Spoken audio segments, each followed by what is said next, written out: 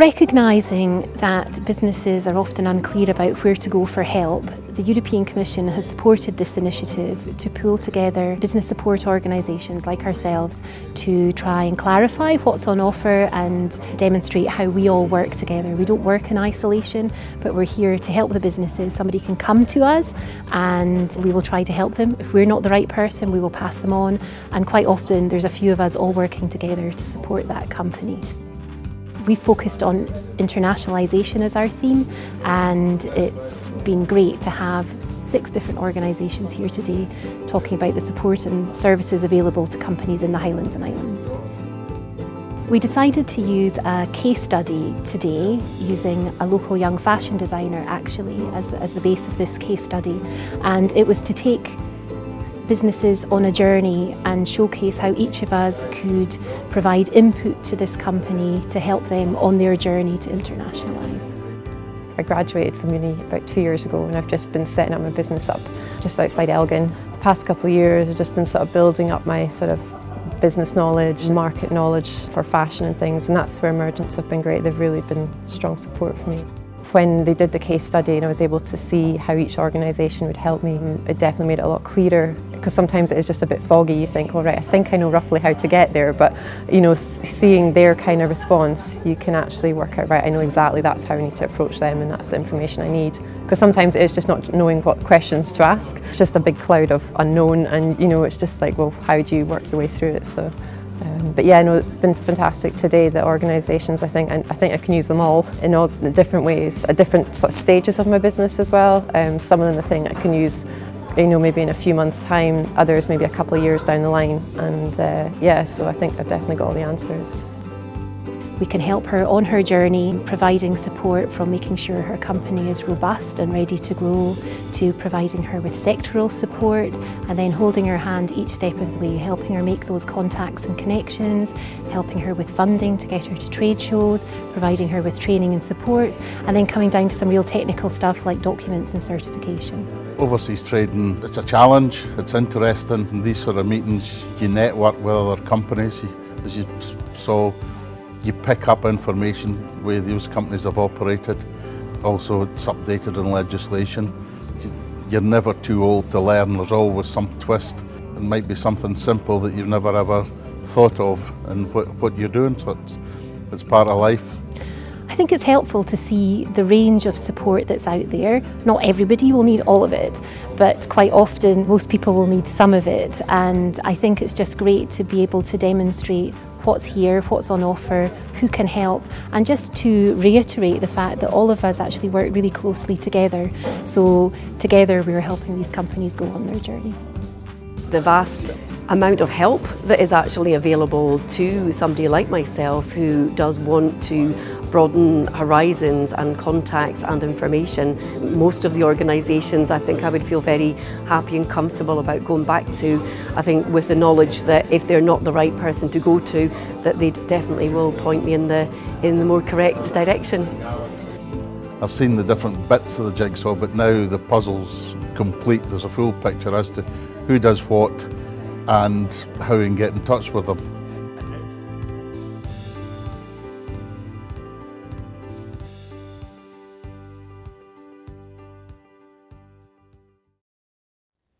Hi, my name's Christine. About 18 months ago, I started a fashion design business. I studied fashion at uni, so I felt really comfortable about my knowledge of my actual product. But like most new businesses, it was all the other business stuff that I really needed help with. I got some great help and support from Business Gateway when I was starting up, and that led to some funding from PTYBS. I've really loved working for myself, and I get a real buzz out of running my own business. Now things are really moving ahead for me, and I'm starting to look at the best way to break into international markets. So my first question is, how can I make sure my business is robust enough to grow and start looking for customers abroad? And what else can Business Gateway do for me now? Generally, what we would look at helping Christine with is to put together a robust business plan, specifically a business growth plan, which will help her look at the current market she sits in, develop new products and services which will match what the market is looking for. What we would start with is looking at where she's sitting just now and then looking at what she's producing and seeing if that is fit for purpose for the new market she wants to enter. That may be her intellectual property, looking at whether she's got patent or copyright or any other things she needs to make sure she protects her goods when going into Europe. We may have to do some investigation regarding her internationalisation, looking at perhaps market research to see are the competitors out there at the same level she's got in the UK, or does she have to step up her game, and if she has to, how does she do that? So we would help her to look at all of that. The most important thing is looking at, is she investor ready? Is there enough investment within the business to actually allow her to scale up? And we would also help her to look at all our options there and present a plan which is looking at the viability of scaling up. We also currently have a grant available for businesses to attend international trade fairs, to go along and see what the markets are like, who else is trading there, and get a feel for the kind of environment she's going to get herself into. So that grant is available for up to £400, up to 50% of the cost, but that's just to attend, and that may mean or help her in the future decide whether that trade fair is somewhere she wants to actually take a stand at in the future. So it's a scoping exercise basically. Probably something else that's useful is if you're going to start into new markets, perhaps your technology you're using, your IT, your connectivity isn't maybe quite up to scratch. So again, looking at what she has in terms of connectivity and digital media, we will be able to help her to develop a strategy which means that she can trade abroad more successfully and more easily. The key things that young businesses have to look at is they've always got to remember that as a new business or a relatively new business, they don't always have that track record that other companies or suppliers are looking for. So as much information as possible about historical trading and maybe testimonials, people they've done work for before, would be really important to have that as part of the proposal to any supplier. Doing the research, doing the planning, speaking to the right people before you go and do that, I think negates a lot of the issues that she may come across later on. Business Gateway has got a national information service, so if we've got a brief from the client, we can look at, again, the market she's going into, what are they like, what are the trends, what's happening in the marketplace in different countries within Europe. Our information service can actually look at that and use some reports such as Mintel to look at all that information and come back with some robust information that the client can use in their business plan.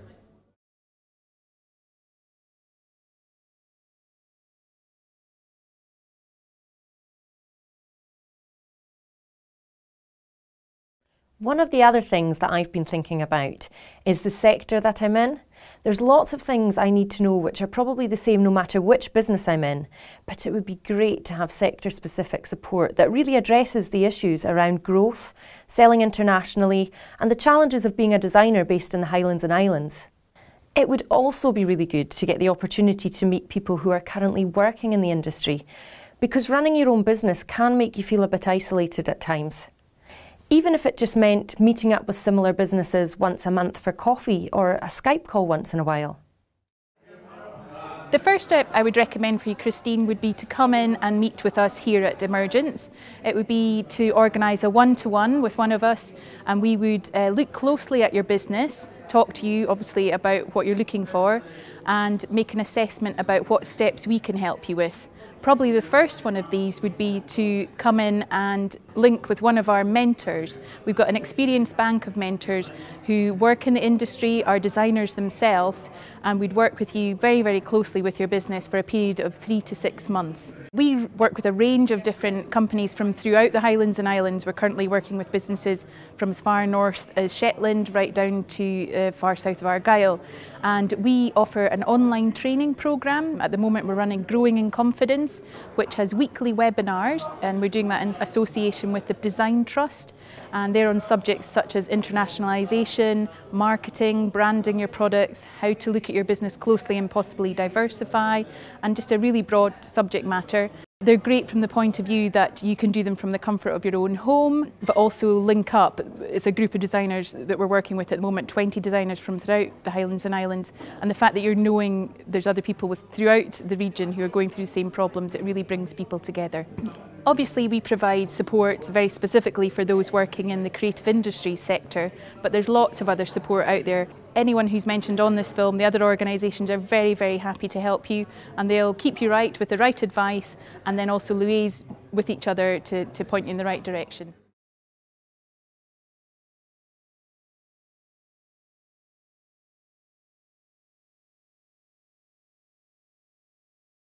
I know that there's a lot of advice out there, and as I mentioned earlier, I have had help.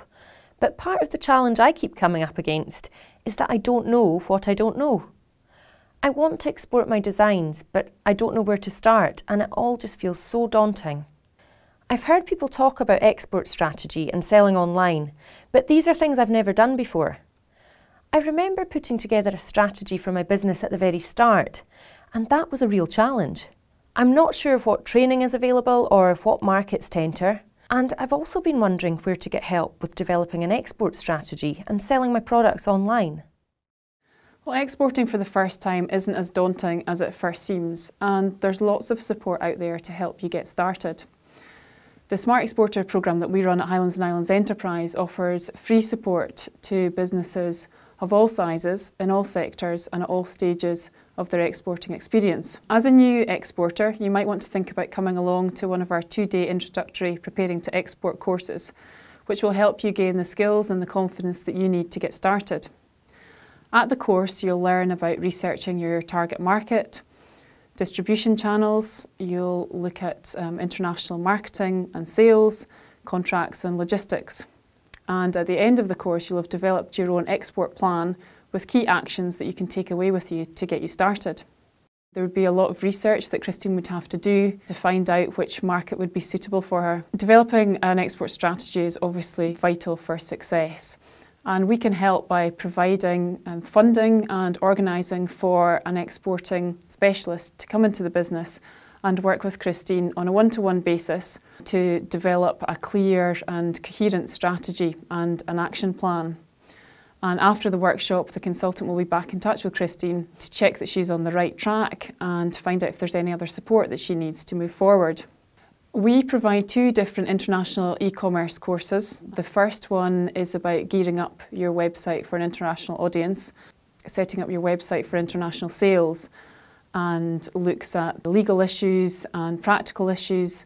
These are half-day workshops, again run across the region, and they're free to attend. We also run a series of market awareness events, and these typically involve a series of presentations from market specialists and also local case studies. Local companies come along to share their experience of doing business in the market firsthand. And the events look at specific overseas markets. So in the past, we've run events on doing business in Australia, Singapore, India, Japan and China, and we've got many others in the pipeline. Lots of advice available at these events from the experts that come along, and there's opportunities to network with other like-minded business people. There's lots of support available out there, and there's a lot of different agencies that work closely together to make sure that you've got the right package for your business. So when you speak to us, we can tell you about other agencies that are available and what they can do for you.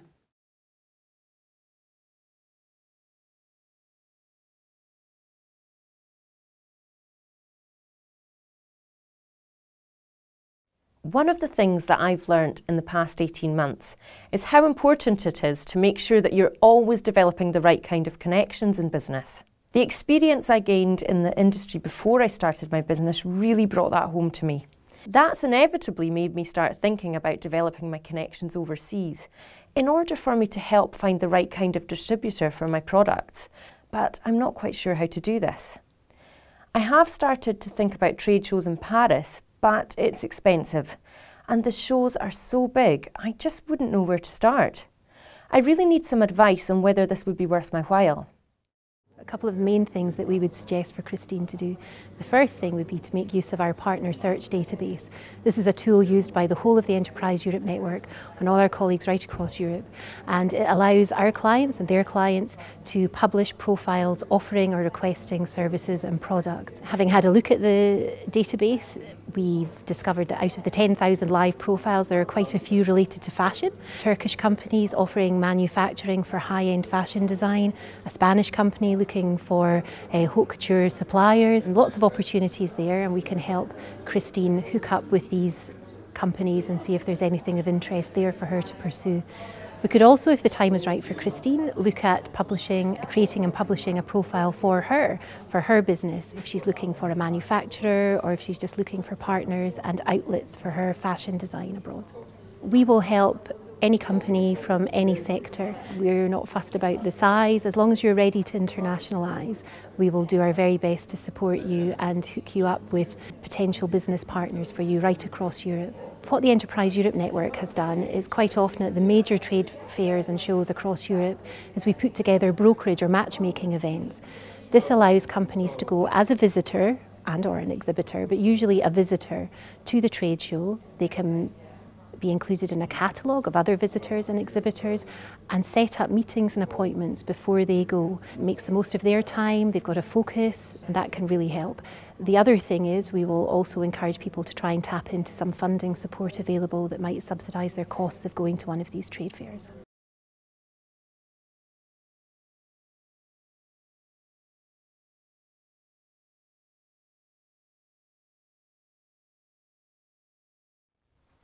As a fashion designer, Paris Fashion Week is a big date in the diary.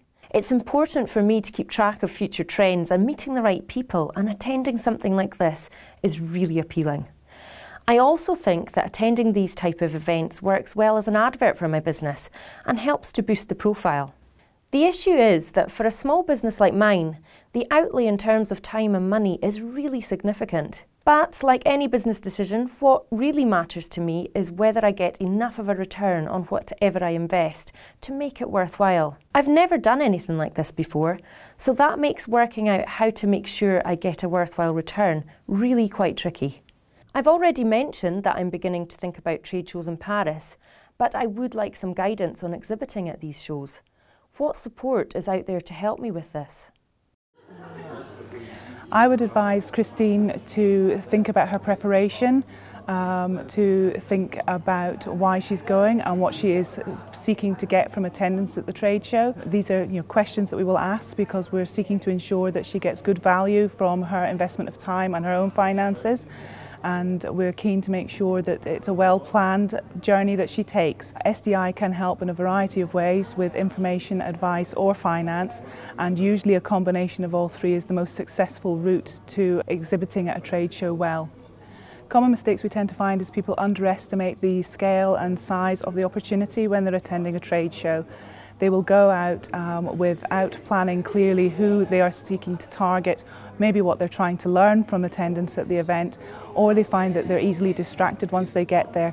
Trade shows usually are absolutely a massive event, and there are plenty of opportunities for distraction once you get there.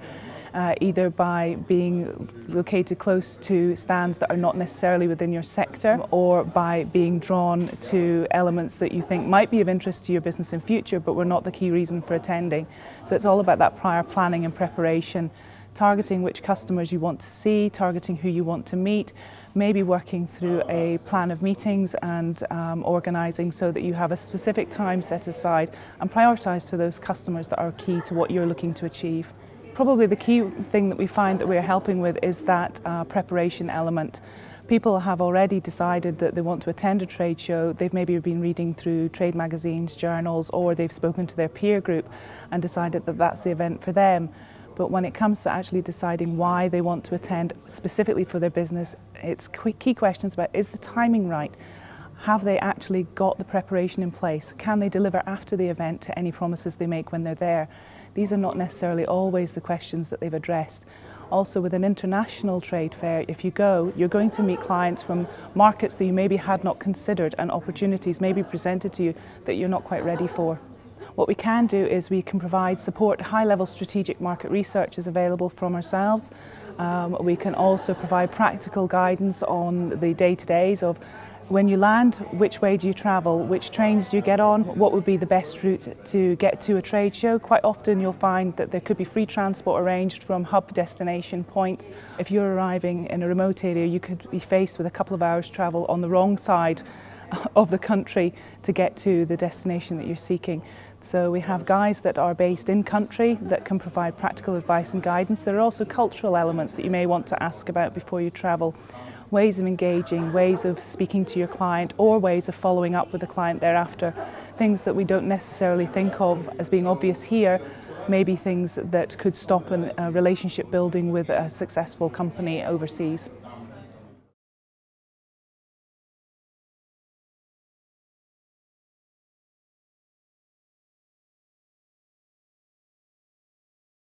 As I've said already, I've never exported before, and one of the elements of it that terrifies me is the rules and regulations. There appears to be a lot of documentation and certificates that you need to get sorted out. I've spoken to a variety of other people in the industry who are exporting, and they all tell me something different. What I really need is someone to walk me through the maze of what documentation I need when exporting to which markets, and any certification issues which I need to be aware of. Then, of course, there's the costs, and I really am in the dark about what I can expect on that front. First thing I would say is don't panic. There are a range of different types of documentation that you would need, ranging from shipping documentation, commercial documentation, destination market documentation, and also general export documentation. Very important to speak to organisations such as the Chamber that can walk you through the most relevant areas of documentation for your business. By coming into the Chamber, we can help you certify the relevant bits of documentation, but most importantly, we can sit down with you at the beginning to understand which markets you're looking to target into, which documentation is then relevant for your products within these markets, and then we're able to take a broader view in terms of how to go about completing that documentation, at what stage in the export journey you need to complete it, and also any of the associated costs that come with completing that forms of documentation. Christine's selling into the textile and the fashion industry, so a lot of the issues that she will encounter will be regarding labelling and certification with the relevant agencies and authorities within her destination markets. What I would say is, even operating throughout Europe, you shouldn't make the assumption that everything is uniform. There are 35 different labelling legislation issues surrounding Europe to do with textiles, so care needs to be given in terms of which market you're focusing into. Again, we can sit down and help you with that and guide you through the process. Every physical product that gets exported across the globe has what we call a commodity code or a harmonisation code. The codes are between 6 and 10 digits long, and they will depend on the type of product, what the product is made up of, and what sector that these products are sold into. HMRC has a tariff classification help desk that enables you to accurately detail what your commodity code is. And it is very important that when you are exporting, you first of all understand what your commodity code is, that it is an accurate commodity code for your product, and that is then integrated into all of your documentation and certification, because it's the commodity code that drives the type of documentation and certification that you will need when you export. Come to us and talk to us at an early stage regarding costs. The reason being is that very often companies leave the documentation and certification to the last minute. By that stage, they've already calculated their unit price and their price that they want to sell it into the buyers or to agents and distributors. And very often they forget or they do not take account of significant costs. Some of these costs will be relatively small on a per item basis for a document, but the costs can go to thousands of pounds from a customs perspective if you, as the seller of the items, need to pay for the customs duties as opposed to your buyer.